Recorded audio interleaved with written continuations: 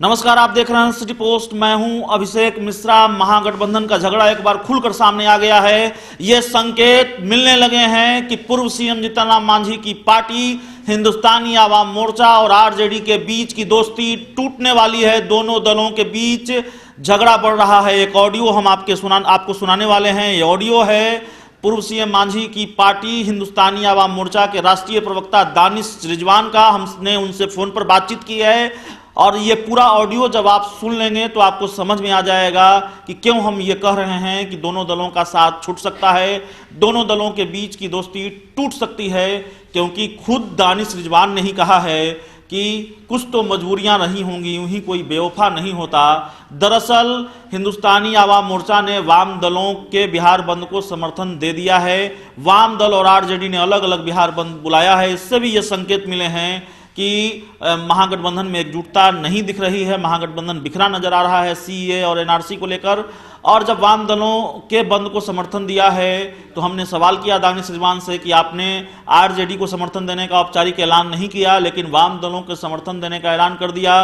तो उन्होंने कहा कि आरजेडी के किसी नेता ने हमसे बात नहीं की, हमारे नेता से बात नहीं की कि आप हमको समर्थन दीजिए। तो जब हमें न्योता ही नहीं मिला तो हम समर्थन क्यों देंगे। तो नाराजगी बढ़ रही है, गुस्सा बढ़ रहा है। ये पूरा ऑडियो आप सुनिए, उसके बाद हम आगे की बातचीत करेंगे।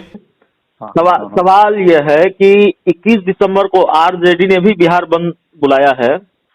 नहीं तो आरजेडी का बिहार नैतिक समर्थन मेरा रहेगा, लेकिन वाम दलों के बंद समर्थन शामिल रहेंगे। मतलब आरजेडी के बिहार बंद में आप शामिल नहीं होंगे, सिर्फ नैतिक समर्थन नैतिक समर्थन रहेगा और वाम दलों के बंद में शामिल होंगे।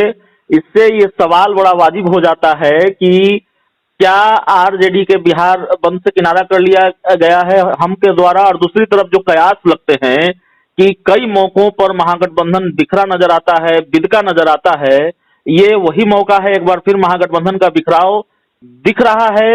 हिंदुस्तानी आवाम मोर्चा शिफ्ट हो रही है, कह सकते हैं हिंदुस्तानी आवाम मोर्चा नजदीक आ रही है वाम दल के, और आरजेडी से उसकी नाराजगी बढ़ रही है। और ये फैसला जो है, इस बात का भी असर है कि आपने 30 दिसंबर तक का अल्टीमेटम दिया हुआ है आरजेडी को, और चूंकि वो तारीख नजदीक आ रही है इसलिए आपकी नाराजगी बढ़ रही है।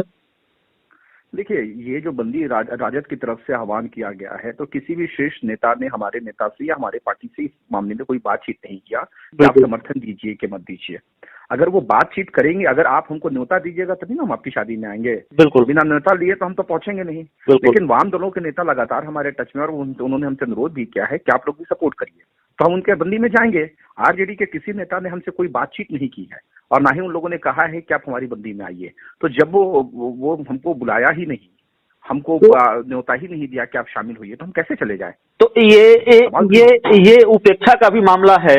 ये उपेक्षा शब्द का इस्तेमाल हम इसलिए कर रहे हैं क्योंकि जो आरजेडी के प्रदेश अध्यक्ष हैं जगदानंद सिंह, उनका एक बयान सामने आया है। उन्होंने कहा है कि हमें किसी के समर्थन की जरूरत नहीं है।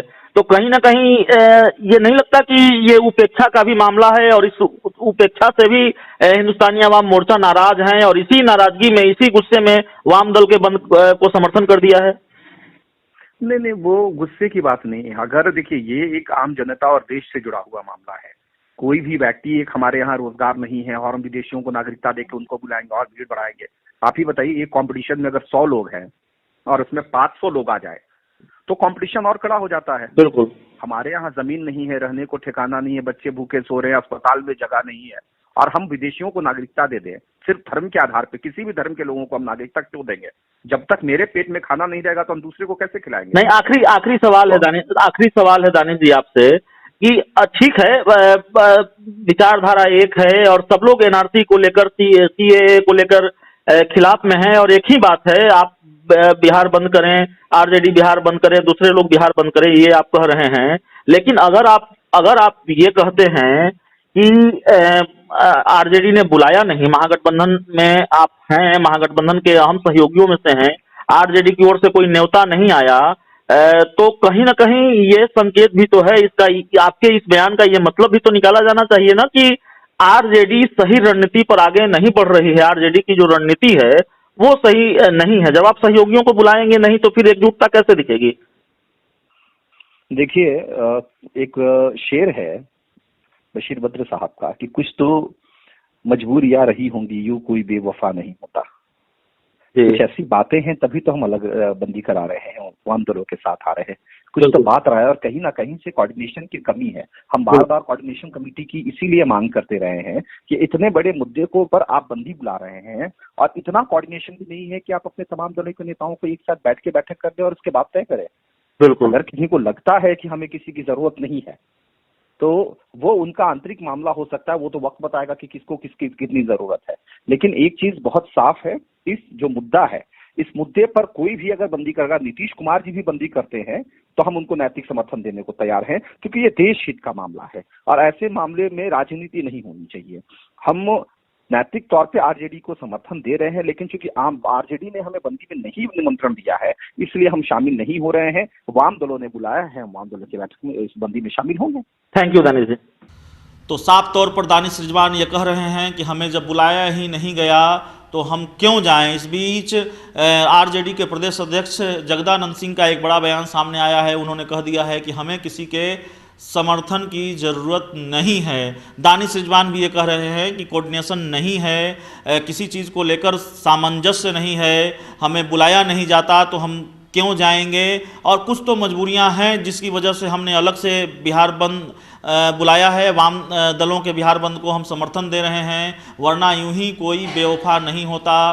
तो पूर्व सीएम मांझी की पार्टी नाराज है आरजेडी से, दोनों दलों के बीच के रिश्ते तल्ख हो रहे हैं, महागठबंधन में बिखराव के संकेत मिल गए हैं। पूरा ऑडियो आपने सुना है, जाहिर है आप समझ गए होंगे कि महागठबंधन में टूट हो सकती है। पूर्व सीएम मांझी अपने तेवर दिखाते रहे हैं। उन्होंने अल्टीमेटम दिया है 30 दिसंबर तक का आरजेडी को कि आप कोऑर्डिनेशन कमेटी बनाइए, नहीं तो हम अलग राह लेने पर मजबूर होंगे।